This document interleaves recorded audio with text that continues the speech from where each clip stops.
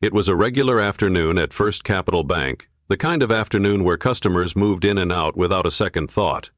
But for one elderly man, Walter Thompson, the simple act of withdrawing his own money turned into a battle he never expected. He walked into the bank hoping to get what he needed for his wife's medical expenses, but instead he was greeted with cold, rigid corporate policies that stripped away his dignity. What no one could have predicted, however, was the appearance of a legendary figure, a man whose presence alone could stop a room in its tracks: Michael Jordan. As the towering figure of Michael Jordan stepped into the scene, the atmosphere shifted, and suddenly, everything about this bank's policies was put into question. The struggle begins, an elderly man's desperate plea. Walter Thompson, an elderly man whose face bore the marks of a lifetime spent in service to his community, found himself in the stark, sterile environment of First Capital Bank, a place that, for over 30 years, had been a safe haven for his savings. As he shuffled toward the counter, his fingers trembling around his wooden cane, it became clear that this was no ordinary day. The weight of his years was evident in his every step, but so was the quiet strength that had sustained him through decades of challenges. His shoes, worn thin by the passage of time, scraped against the marble floor as he approached the counter, where a young teller, poised in her corporate uniform, stared at him with a cool, almost distant expression.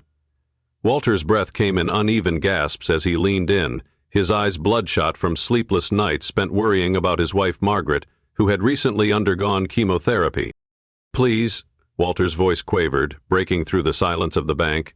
"I need to withdraw my funds. My wife's medication, it needs to be filled today." The teller, her professionalism unwavering, glanced at the screen in front of her, tapping away at her keyboard. "I'm sorry, sir, but without an updated digital ID, I cannot process your request. We can make no exceptions." Her words were clinical, detached, as though they were dictated from somewhere far beyond the walls of the bank, from an impersonal corporate handbook that governed every decision made within these cold walls. Walter, stunned by the coldness of the response, stumbled back slightly, his heart sinking into his chest. His hands, worn and calloused from a life spent in physical labor, grasped at the edge of the counter as though searching for something to steady him. He reached into his coat pocket, pulling out a collection of documents that, to him, represented everything that mattered: his veteran's ID, old utility bills, and a letter from Social Security. These were the tools of his identity, proof of his service to this country, proof of his dedication to his family, and most importantly, proof of his long history with the bank. "I've been coming to this same branch for over 30 years. Walter's voice trembled as he spoke, his eyes pleading with the teller for some sign of empathy. "I don't understand.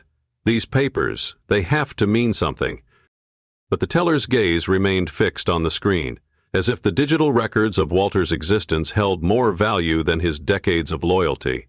The rigid policy, the bank's unbending rule that required a digital update, an impersonal verification process that demanded modernity at the cost of humanity, stood as an unyielding barrier between Walter and the money he so desperately needed for Margaret's cancer medication. His heart clenched at the thought of his wife, bedridden and in need of her treatment, as time was slipping away. The pharmacy would close in just a few hours. The scene unfolded in a surreal silence. Walter's voice faltered, the words struggling to escape from his throat. "Please. I've been a loyal customer all these years. This isn't right." As his voice cracked, a pang of helplessness surged through him. His frailty, his age, and his inability to navigate this new digital landscape made him feel invisible. Despite his decades of loyalty, Walter now stood before a system that seemed indifferent to his history, his needs, and his humanity. The walls of the bank felt suddenly taller, the air colder, as though he was being pushed out of not just a physical space, but out of the very life he had worked so hard to build. His hands shook uncontrollably as he gathered his papers, his mind clouded with the overwhelming realization that none of his history, none of his sacrifices, could break through the digital wall erected in front of him. This wasn't just about money. It was about dignity, about being seen and valued as a human being. Yet, the policies, the regulations, and the unwavering focus on technology had stripped away the very essence of what it meant to trust a bank. to trust an institution that had once been a symbol of reliability and security. In that moment, as Walter stood alone, his trembling hands clutching his papers like lifelines, he couldn't help but wonder, how had it come to this?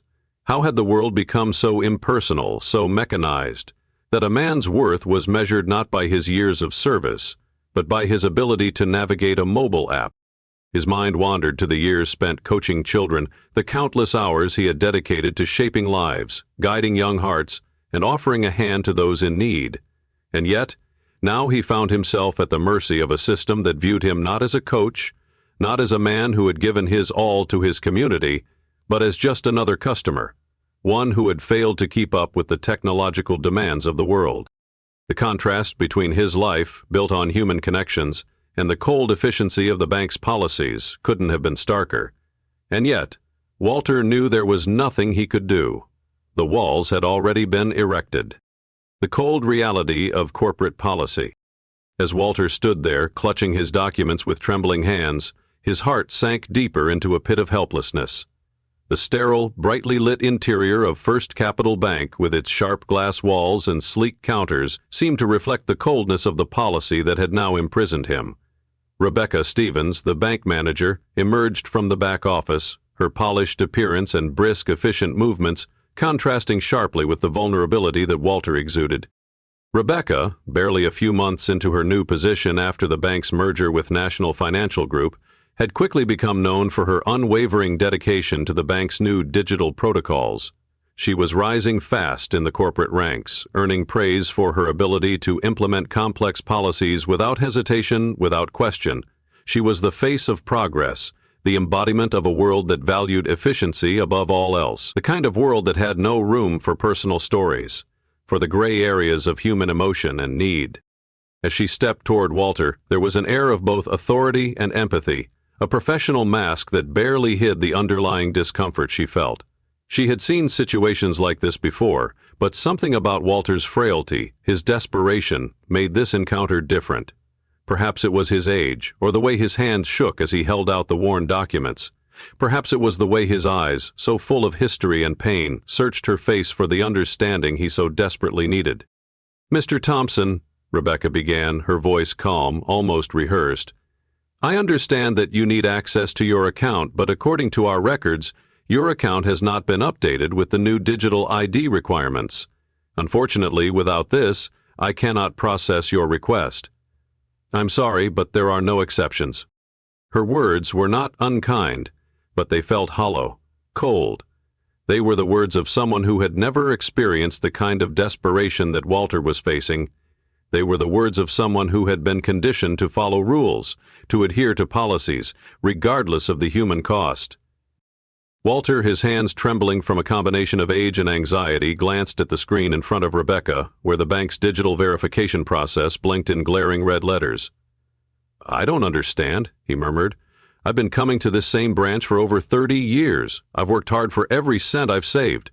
I've trusted this bank to protect my money, and now, I can't even access it." His voice wavered, barely above a whisper, and for a moment Rebecca almost looked away. She could see the lines of grief and exhaustion etched deep into his face. His wife, Margaret, had just been prescribed a new cancer medication. The clock was ticking, and Walter's desperate plea was more than just about money. It was about survival, about love, about the quiet dignity of a man who had given his all for those he cared about. But Rebecca could not waver. The bank's policies were clear. The new system, an intricate web of digital verification, two-factor authentication, and biometric scanning, was designed to protect against fraud, especially among the elderly. It was necessary, they had said, to ensure that no one could gain access to an account they weren't authorized to. It was, they argued, for the greater good, for security. But as Rebecca spoke, as she explained the reasoning behind the policies with such practiced precision, she couldn't help but feel a gnawing discomfort in the pit of her stomach. "Yes, Mr. Thompson, I understand, but without the required update, we simply cannot verify your identity," Rebecca repeated, her voice sounding more like an automated script than a human response. She didn't look at Walter now. Her eyes were fixed on the screen, the words of the policy scrolling past her in a blur. It wasn't personal, it was just business. Walter tried to steady his shaking hands as he reached for his identification, the worn veteran's ID and the faded letter from Social Security, but nothing worked. The new rules had no place for him, for someone who had not kept up with the ever-changing world of technology. In that moment, Walter felt invisible. The decades he had spent building a life, a community, a legacy, it all seemed to dissolve before his eyes, irrelevant in the face of a policy that cared nothing for the complexities of human life. "I'm sorry," Rebecca said again, her voice firm but not unkind. "There is nothing I can do without the updated digital verification." And just like that, Walter's world, his hope, and his dignity were held captive by a system that had been designed to protect, to secure, and to serve. But in doing so, it had become blind to the very thing that mattered most: humanity. The growing public indignation. As the scene inside First Capital Bank unfolded, the tension in the air grew thicker, each moment stretching into what seemed like an eternity. Walter's quiet desperation and the impersonal refusal of the bank's policies became more than just an isolated incident. It became a stark reflection of a much larger societal issue. And as Walter's voice cracked under the weight of his pleading, a shift occurred. The bystanders, once passive onlookers, began to stir. The murmurs that filled the air were not just whispers of curiosity. They were the quiet stirrings of a collective conscience beginning to awaken. People turned from their transactions, their eyes drawn to the elderly man whose decades of loyalty to the institution meant nothing in the face of a new, unyielding system. A middle-aged man in a business suit who had been impatiently checking his watch paused mid-step, his brow furrowed, not in annoyance but in disbelief. "This isn't right," he muttered under his breath. A young woman nearby who had been tapping on her phone glanced up, her eyes wide with confusion and empathy. "I can't believe they're doing this," she said quietly, as though unsure whether her voice was meant to break the silence. The room, once filled with the monotony of everyday banking transactions, now felt like a stage where an uncomfortable drama was unfolding. As Walter's voice cracked with emotion, his frailty made his words all the more painful. "Please," he begged, "my wife's medication, she needs it. I just need the money to buy her medicine." The desperation in his voice was palpable, as if each word was a silent plea to the people around him to step in, to intervene, to help him in his moment of need. But no one did. The walls of glass around the bank felt like they were closing in, suffocating the humanity that should have been at the heart of this institution. Instead of seeing a man in need, the staff and the bystanders saw only a policy, a regulation, an unmovable rule that demanded digital verification at all costs. And yet, despite the coldness of the situation, the room was beginning to feel warmer. A kind of quiet rebellion was taking root in the hearts of those present, an understanding that something was wrong, that the systems they trusted were failing them, failing the very people who had made them what they were. A young mother standing with her child at the counter felt a wave of discomfort wash over her. She glanced down at her son, his innocent eyes wide as he watched the unfolding scene. Her heart clenched. "This is wrong," she whispered, her voice trembling. She reached out and covered her son's eyes, shielding him from the harsh reality of the world, but it was clear she knew what was happening. She had seen it before. The disregard for human needs in favor of technological efficiency. She had witnessed it in the rise of algorithms that decided people's fates without ever considering their humanity. And in that moment, something inside her snapped. She lowered her hand from her son's eyes and stepped closer to Walter. She didn't know what to do, but she felt something stir inside her, an impulse to act, to do something. She wasn't alone in her frustration. All around her, heads were shaking in disbelief. The elderly woman standing nearby clutched her pearls, a gesture that was as much about maintaining composure as it was about her growing sense of injustice. She whispered to her companion, "This isn't right. It's just not right." Walter's voice wavered as he continued to plead. "I've been here for 30 years. I'm not asking for much, just the money I need to save my wife. She's sick. You don't understand what it's like." His words were broken, his dignity slipping away with every passing second. His tears, held back for so long, now began to spill freely as he was roughly escorted toward the door. The crowd inside the bank shifted. There were no words, just a growing awareness that something much deeper was at play. The corporate policies that had been designed to protect people like Walter from fraud and identity theft now felt hollow, even cruel. They had been created with the intention of keeping people safe, but now, standing in that sterile, cold bank lobby, they seemed to do nothing more than erect barriers between individuals. Barriers that prevented compassion and common sense from making their way into the equation. A sense of collective guilt began to creep in. People had watched, they had seen the man struggle, but no one had stepped forward. No one had challenged the system. And yet the shame of passivity was becoming too much to bear. The young woman who had whispered earlier about the wrongness of the situation was no longer silent. "This is not okay," she said, her voice now louder, more determined. "How can we let this happen?" The words cut through the tension in the air, like a voice of clarity amidst the chaos. She wasn't just speaking to Walter, or to Rebecca, or to the security guards. She was speaking to everyone in the room. To everyone who had witnessed the injustice and done nothing about it. Outside, the evening sunlight began to fade, but inside the bank, a quiet revolution was taking place. People once merely observers were now becoming participants in a story that was not just Walter's, but theirs as well. They were being forced to confront the uncomfortable truth that the systems they had come to trust could, and often did, fail them. And in this moment, they were starting to understand that they could no longer stand idly by. Walter's situation had transcended the confines of one man's plea for help. It had become a moment of reckoning, a moment when the very people who had witnessed this elderly man's struggle began to ask themselves, what does it mean to truly serve a community? What does it mean to care? How had this bank, this institution, lost sight of what truly mattered? And so the indignation of the crowd grew, not just in response to what was happening to Walter, but in response to the larger issue of corporate policies that valued systems over people, that prioritized efficiency over humanity. The stage had been set, and it was clear that the moment for change was now. Michael Jordan's unlikely entrance. As Walter Thompson sat alone on the cold, hard bench outside the bank, his shoulders slumped in defeat, the world around him seemed to fade into the background. The papers scattered at his feet, the veteran's ID, the Social Security letter, and the faded receipts were more than just scraps of paper. They were fragments of his life, his history, and the dignity that was now slipping through his fingers. Walter had lived a life of service, both to his country and to his community. For decades, he had been the local coach, the guiding figure in the lives of countless young athletes.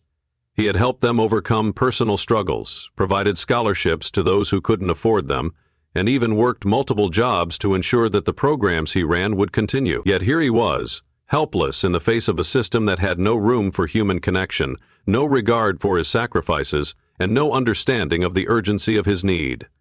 As he sat there trying to gather the pieces of his shattered dignity, a black SUV pulled into the parking lot. The air around him shifted, a sense of anticipation rising as the figure stepping out of the vehicle caught the attention of passers-by. It was Michael Jordan, the legendary NBA player whose presence alone commanded attention, whose name was synonymous with greatness. Walter had seen the basketball legend on television, admired his skills, and had heard stories from the young athletes he coached about Jordan's impact on the game. But now, as the towering figure of Michael Jordan walked toward him, Walter felt something stir within him, not awe, but a glimmer of hope. The kind of hope that comes when you know, deep down, that someone sees you not just as an old man in need of money, but as a person worthy of respect. "Hey, are you all right?"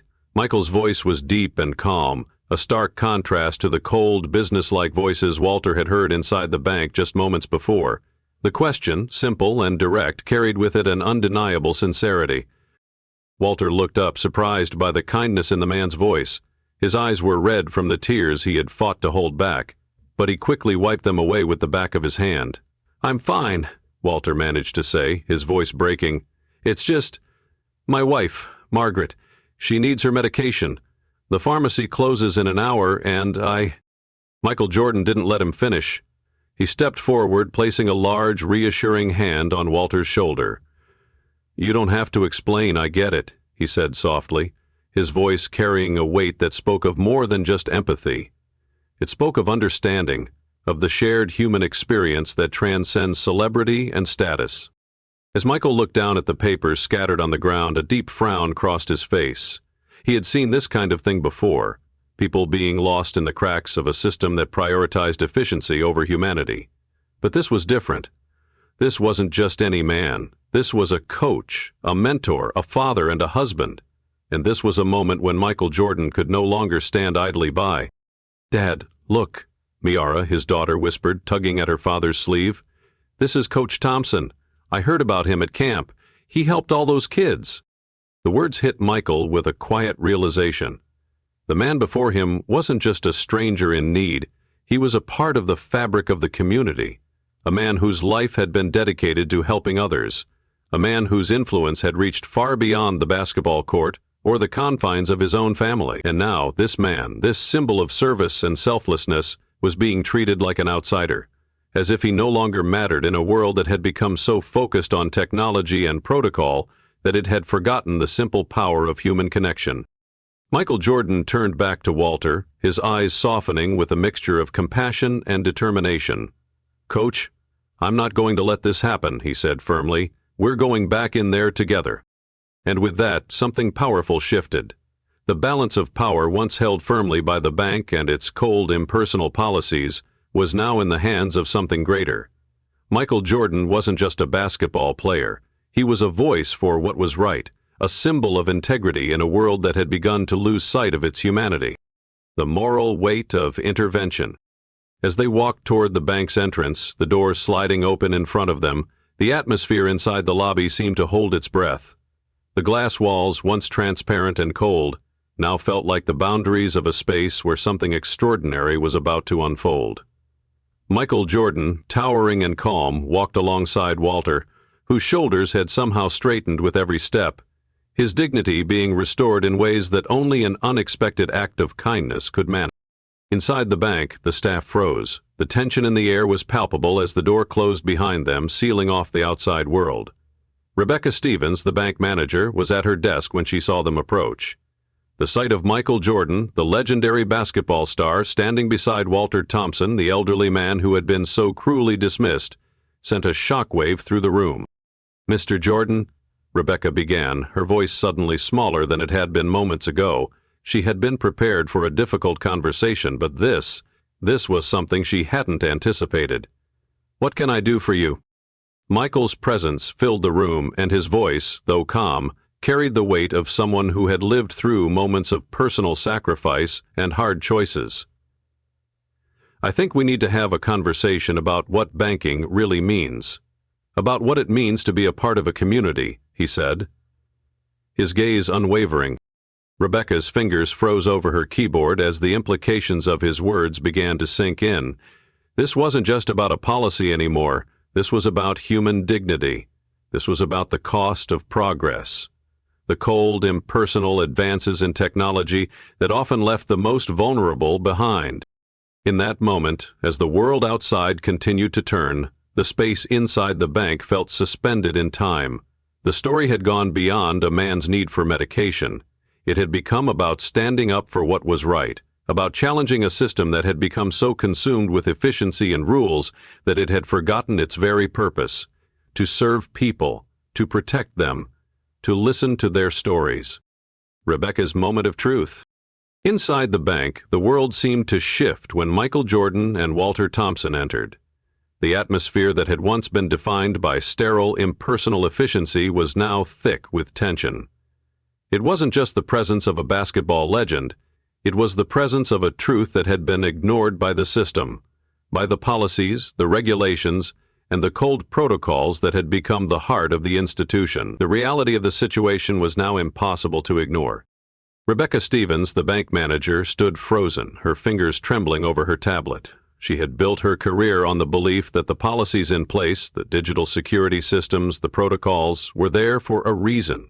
They were meant to protect, to safeguard the institution from fraud, to ensure that money didn't fall into the wrong hands. She had believed that the rules were infallible, that the systems they had put in place were what kept the world functioning smoothly.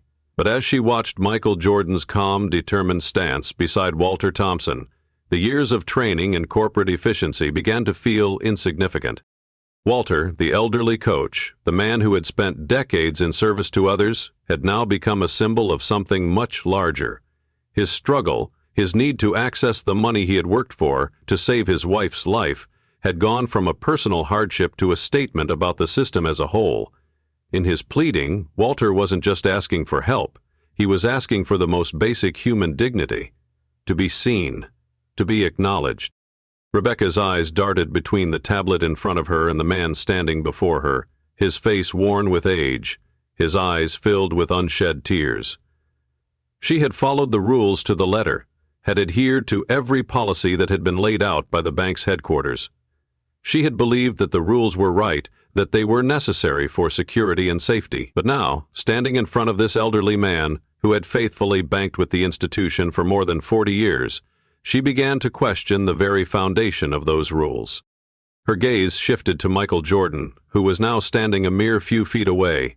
His presence was not just physical, it was moral, a quiet but unshakable reminder of what was truly important.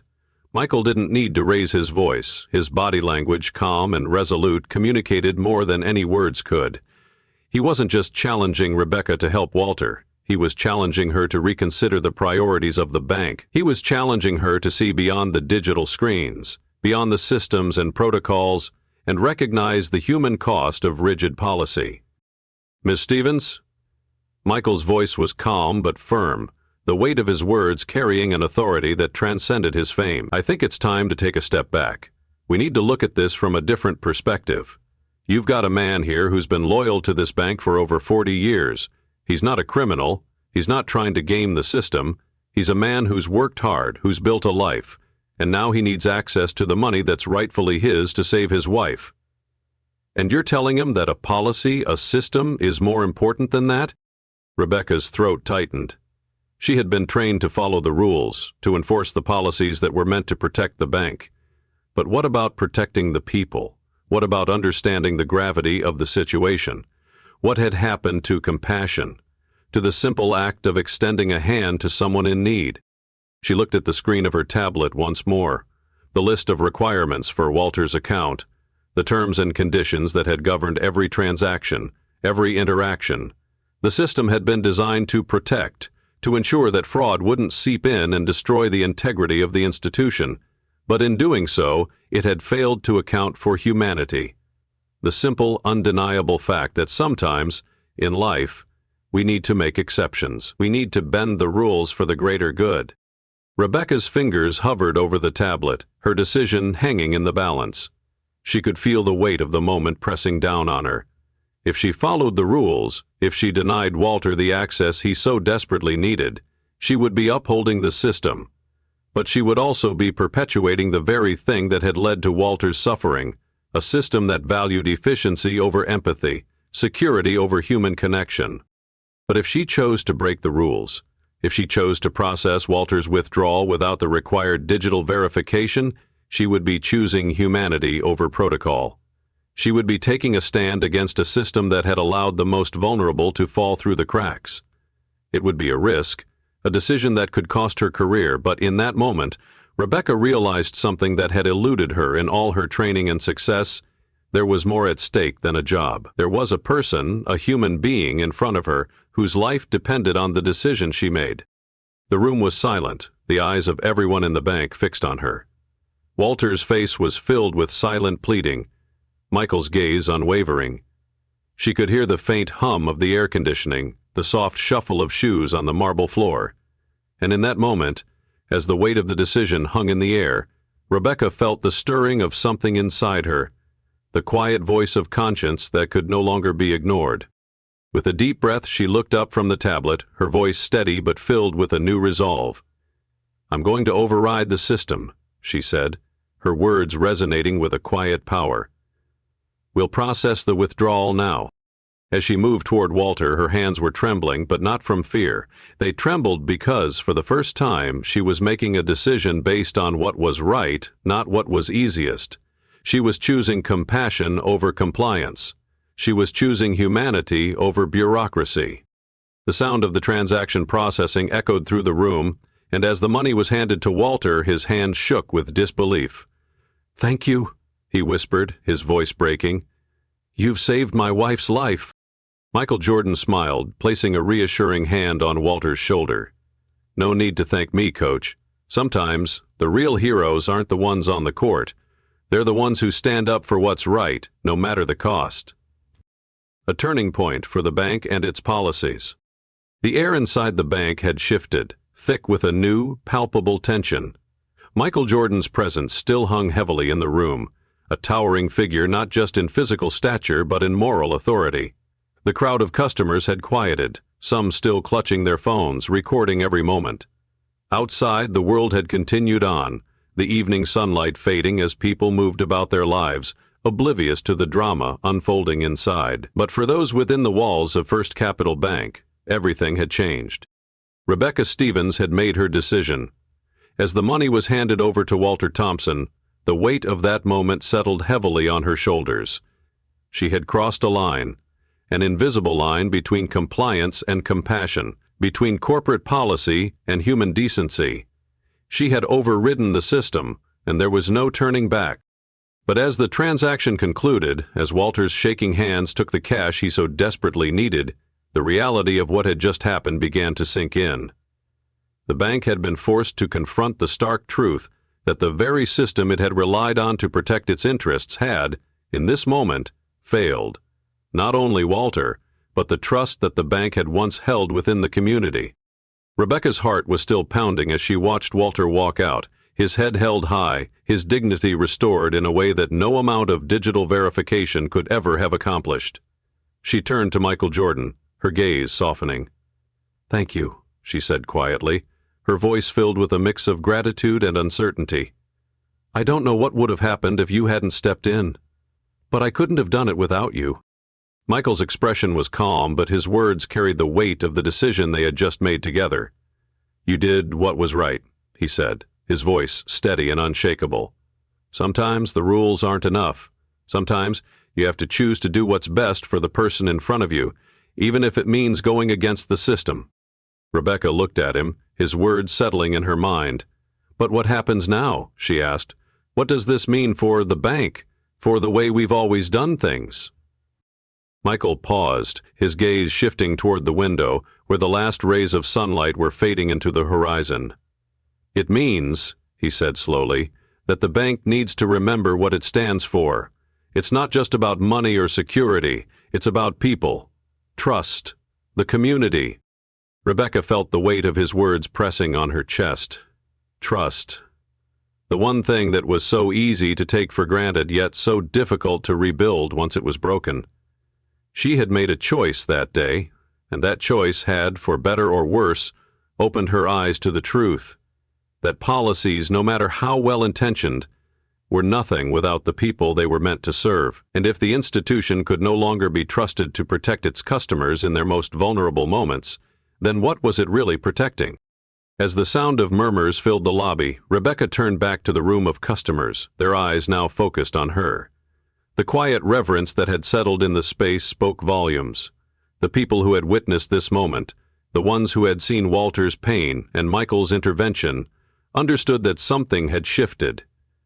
This wasn't just a story of one man's struggle. It was a story about what happens when we allow systems to eclipse humanity, when we let policies become the walls that keep us from seeing each other for who we truly are. "Miss Stevens," one of the customers said, his voice loud enough to break the silence, "you did the right thing."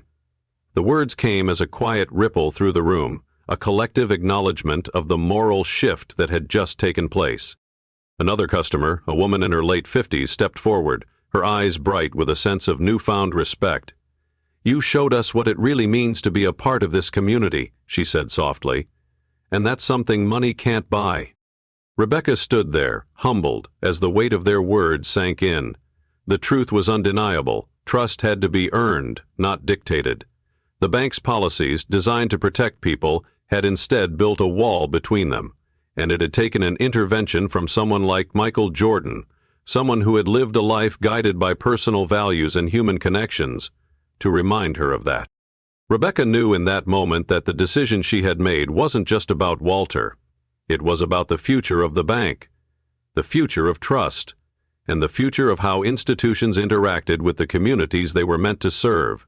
Could the bank continue to live by the impersonal policies that had been so carefully constructed, or would it need to evolve, to remember that at its core it was meant to serve people, not just profit?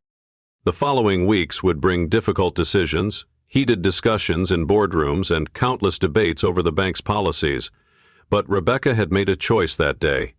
A choice that, even if it had come with personal risk, had placed humanity at the center of the equation. And as she walked back to her desk, she felt a small, quiet sense of peace. The job ahead would be difficult, and the road to rebuilding trust in the institution would be long. But she had made a start. And that start, she knew, was what would ultimately define not just the future of First Capital Bank, but the future of how we, as a society, choose to treat one another. As Walter Thompson left the bank, his life and dignity restored by a single act of compassion, the lessons of the day lingered in the air, rippling out into the world beyond the glass doors. His story was not just about money. It was about the deeper, more profound truths that connect us all as human beings.